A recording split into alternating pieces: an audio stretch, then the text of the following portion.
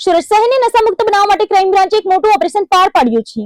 રાજસ્થાનથી સુરતમાં ડ્રગ્સની ખેપ મારવા આવેલા એક રીઢા ગુનેગારને 250 ગ્રામથી વધુના એમડી ડ્રગ્સના જથ્થા સાથે દબોચી લેવામાં આવ્યો છે। ચોંકાવનારી વાત તો એ છે કે આરોપી માત્ર 9 દિવસ પહેલા જેલમાંથી જામીન પર બહાર આવ્યો હતો અને ફરી ડ્રગ્સના કાળા કારોબારમાં સક્રિય થયો છે। સુરત ક્રાઇમ બ્રાન્ચની ટીમે બાતમીના આધારે શહેરના આયુર્વેદિક ગન્નાળા પાસે વોચ ગોઠવી હતી, જ્યાંથી રાજસ્થાનના બાલોતરાનો વતની નરેન્દ્ર ઉર્ફ નરેશ ડારા બિશ્નોઈ શંકાસ્પદ હાલતમાં ઝડપાયો હતો। આરોપીની તલાશી લેતા તેની પાસેથી 250 ગ્રામથી વધુનું એમડી ડ્રગ્સ મળી આવ્યું હતું, જેની બજાર કિંમત અંદાજે 7.50 લાખથી વધુ હોવાનું મનાય છે। પોલીસે ડ્રગ્સ અને અન્ય સામાન મળીને કુલ્લે 7.72 લાખનો મુદ્દામાલ જપ્ત કર્યો છે। તપાસમાં બહાર આવ્યું છે કે આરોપી રાજસ્થાનથી ડ્રગ્સનો જથ્થો લાવી સુરત રેલવે સ્ટેશન પાસે ડિલિવરી આપવાની પેરવીમાં હતો। આરોપી નરેન્દ્રનો ગુનાહિત ઇતિહાસ પણ સામે આવ્યો છે। તે અગાઉ રાજસ્થાનના સાયલા પોલીસ સ્ટેશનમાં 45 ગ્રામ ડ્રગ્સ સાથે પકડાયો હતો અને ગત 16 માર્ચના રોજ જ જેલમાંથી જામીન પર મુક્ત થયો હતો। જામીન પર બહાર આવ્યાના ગણતરીના દિવસોમાં જ ફરી ડ્રગ્સના નેટવર્કમાં ઝડપાતા પોલીસે આ રેકેટના મૂળ સુધી પહોંચવા તપાસ તેજ કરી છે। No drugs in Surat city અંતર્ગત સુરત પોલીસ દ્વારા અને સુરત ક્રાઇમ બ્રાન્ચ અને એસઓજી દ્વારા સતત ડ્રગ માફિયા વિરુદ્ધ કાર્યવાહી કરવામાં આવી છે।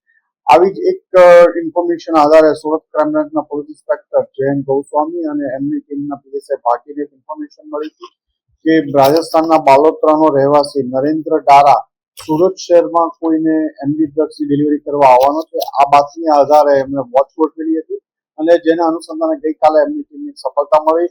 નરેન્દ્ર ડારાને રેલવે સ્ટેશન પાસેથી જે બાતમી આધારે ઓળખી અને અટકાવવામાં આવ્યો હતો। એની પાસેથી 250 ગ્રામથી વધુ સારી ક્વોલિટીનું એમડી ડ્રગ્સ મળી આવ્યું છે, જેની કિંમત અંદાજે 7.5 લાખ રૂપિયાથી વધુની થાય છે અને એ સુરત શહેરમાં કોઈને ડિલિવર કરવા માટે આવ્યો હતો।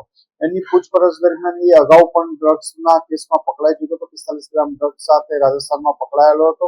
તાજેતરમાં જ એની બેલ થયેલી હતી। ડ્રગ્સના ધંધા સાથે સંકળાયેલો છે અને સુરતમાં કોઈને ડ્રગ્સ આપવા માટે આવ્યો હતો। આ બાતમી આધારે સુરત ક્રાઇમ બ્રાન્ચની ટીમે એની ધરપકડ કરી છે અને વધુ તપાસ ચાલી રહી છે। સુરતની ખજોદ ડમ્પિંગ સાઇટ ફરી એકવાર વિવાદોના વંટોળમાં આવી છે। દક્ષિણ ગુજરાતના સૌથી મોટા ગણાતા આ ડમ્પિંગ યાર્ડમાં લાગેલી ભીષણ આગને પગલે હવે કરોડોના કચરા કૌભાંડના આક્ષેપો તેજ બન્યા છે।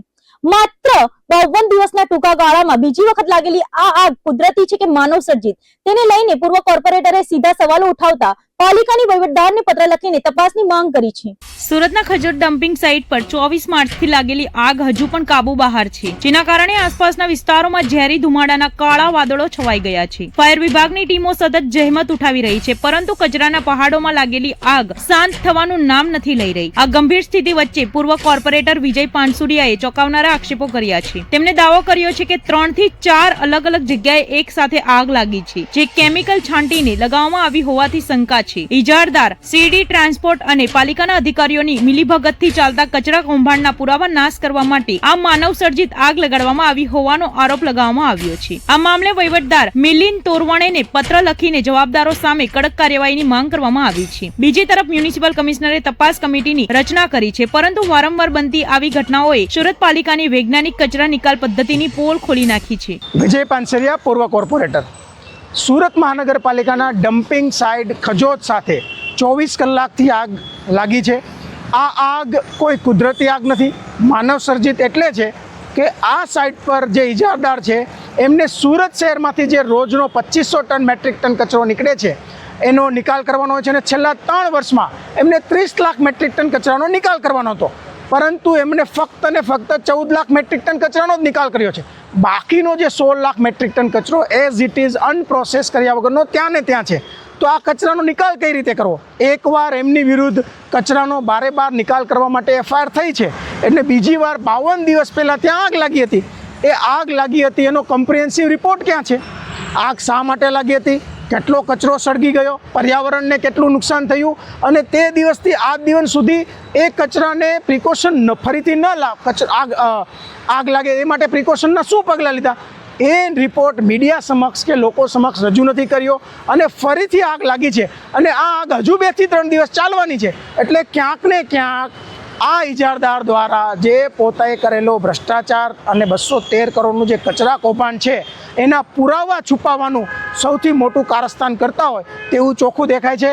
સુરત મહાનગરપાલિકા ખાલી તપાસ કરે છે, રિપોર્ટ લોકો સમક્ષ કે મીડિયા સમક્ષ રજૂ કરતા નથી.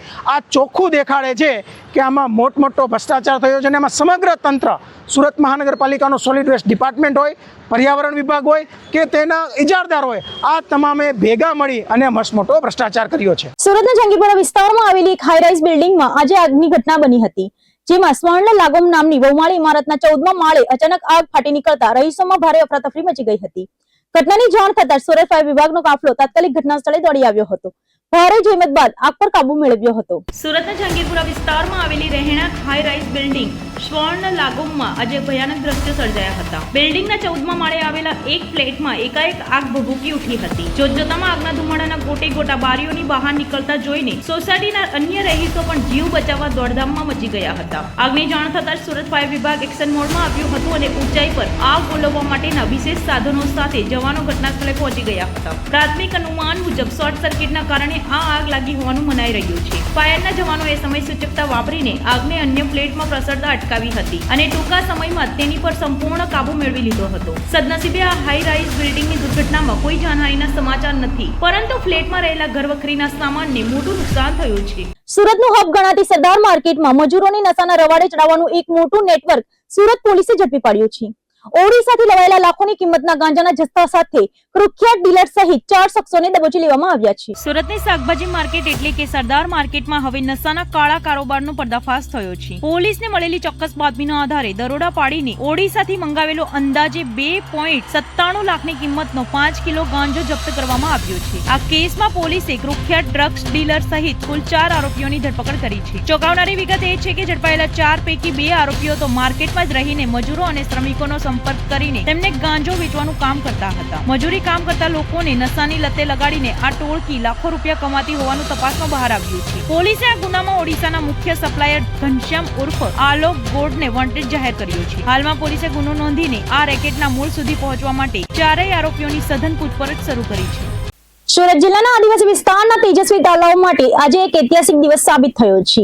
સુરત જિલ્લાના 29 જેટલા જનજાતીય વિદ્યાર્થીઓને શ્રી હરિકોટા સ્થિત ઇસરોની શૈક્ષણિક મુલાકાતે લઈ જવામાં આવ્યા છે. સુરત જિલ્લાના છેવાડાના ગામડાઓમાં અભ્યાસ કરતા 29 આદિવાસી વિદ્યાર્થીઓ માટે વિજ્ઞાન અને ટેકનોલોજીના દ્વાર ખુલ્યા છે. આ તમામ વિદ્યાર્થીઓને આંધ્રપ્રદેશના શ્રી હરિકોટા ખાતે આવેલા ઇસરોના સતીશ ધવન સ્પેસ સેન્ટરની શૈક્ષણિક મુલાકાતે મોકલવામાં આવ્યા છે. આ વિશેષ પ્રવાસને વિજ્ઞાન સેતુ આદિવાસી સિતારે નામ આપવામાં આવ્યું છે, જેનો મુખ્ય હેતુ આદિવાસી બાળકોમાં વૈજ્ઞાનિક અભિગમ કેળવવાનો છે. સુરત ઇન્ટરનેશનલ એરપોર્ટ પર જ્યારે આ વિદ્યાર્થીઓ પહોંચ્યા ત્યારે તેમના ચહેરા પર એક અનોખી ખુશી અને રોમાંચ જોવા મળ્યો હતો, કારણ કે આ તમામ વિદ્યાર્થીઓ તેમના જીવનમાં પ્રથમ વખત પ્લેન મારફતે મુસાફરી કરી રહ્યા હતા. શ્રી હરિકોટામાં આ વિદ્યાર્થીઓ સેટેલાઇટ લોન્ચિંગ પેડ અને સ્પેસ ટેકનોલોજીની પ્રત્યક્ષ જાણકારી મેળવશે. આ સમગ્ર પ્રવાસનના નોડલ અધિકારી તરીકે મોતાના આચાર્ય અશોક કુમાર ગુપ્તાની નિમણૂક કરવામાં આવી છે. આ પહેલથી આદિવાસી વિસ્તારના વિદ્યાર્થીઓના સપનાઓને જાણે નવી પાંખો મળી રહી છે.